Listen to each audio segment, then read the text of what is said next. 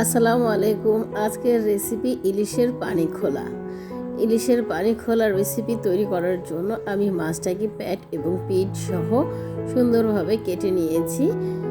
এখন আমি রান্নায় চলে যাব। প্রথমে একটি কড়াই নিয়ে নিয়েছি। কড়াইতে আমি কিছুটা পেঁয়াজ কুচি দিয়ে দিলাম এবং সাথে দিয়ে দিলাম হাফ কাপ পেঁয়াজ বাটা এবং বেশি করে কাঁচামরিচ ফালি করে দিলাম, 1 চা চামচ আদা রসুন পেস্ট, স্বাদ মতো লবণ ও পরিমাণ মতো সরিষার তেল। তেলের পরিমাণটা একটু কম নিয়েছি কারণ মাছ থেকেই কিন্তু বেশ তেল উঠবে। এখন আমি হাত দিয়ে এই মশলাটাকে খুব ভালো করে কচলে মেখে নেব। আপনারা চাইলে কিন্তু কাঁচামরিচ বাটাও ইউজ করতে পারেন। আমি সম্পূর্ণ ঝালটা কাঁচামরিচ ফালি দিয়েই নিয়েছি আর ভালো করে কচলে নেব যেন মরিচ থেকে পুরো ঝালটা বের হয়ে যায়। ইলিশের পানি খোলা তৈরি করতে এর চেয়ে বেশি মশলা কিন্তু আর প্রয়োজন হয় না। ইলিশে যতটা মশলা কম ইউজ করা হয় ইলিশের ঘ্রাণটা কিন্তু ততটাই বেড়ে যায়।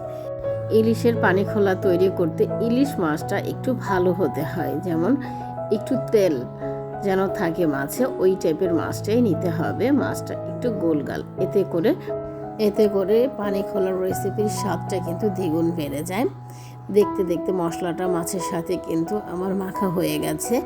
দেখতেই পাচ্ছেন আমি প্রত্যেকটা মাছই উল্টে পাল্টে মশলার সাথে মেখে নিচ্ছি এবং কাঁচামরিচগুলো কিন্তু আমি একটু ভিতরে ঢুকিয়ে দিচ্ছি, এতে করে যেন ঝালটা বের হয়ে যায়। আপনারা যদি ঝালটা আরেকটু চান তাহলে কাঁচামরিচ আরও একটু বেটেও দিতে পারেন। আমি বেটে দিইনি কারণ কালারটা আমার কাছে অতটা ভালো লাগবে না। কাঁচামরিচটা বেটে দিলে একটু সাদা সাদা কালারটাই ভালো লাগে, তাই আমি সম্পূর্ণ রেসিপিটা কাঁচামরিচ ফালি করে দিয়েছি। এভাবেই করব।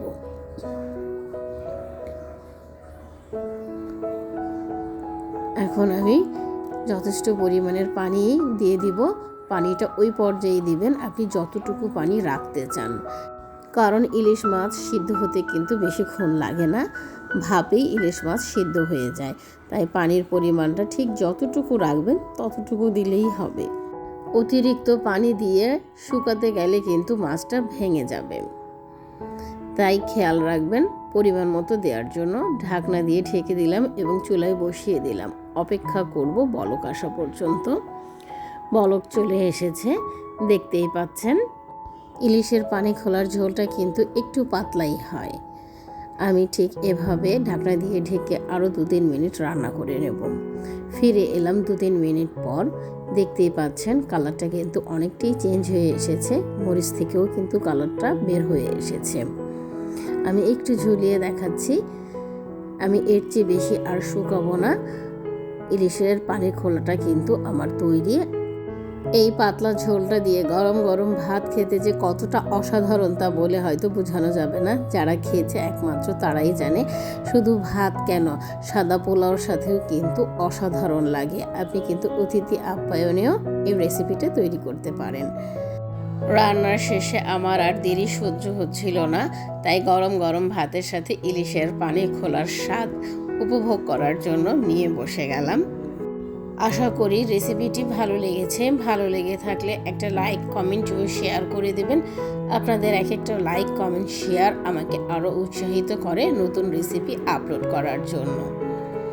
আসলে ইলিশের সিজনে এই ধরনের রেসিপি খুব শখ করে একবার হলেও রান্না করে খাওয়া হয়। আমিও খেতে খেতে যেতে চাই। আবার দেখা হবে নতুন কোনো রেসিপির সাথে। এই পর্যন্ত সবাই ভালো থাকবেন। আল্লাহ হাফেজ।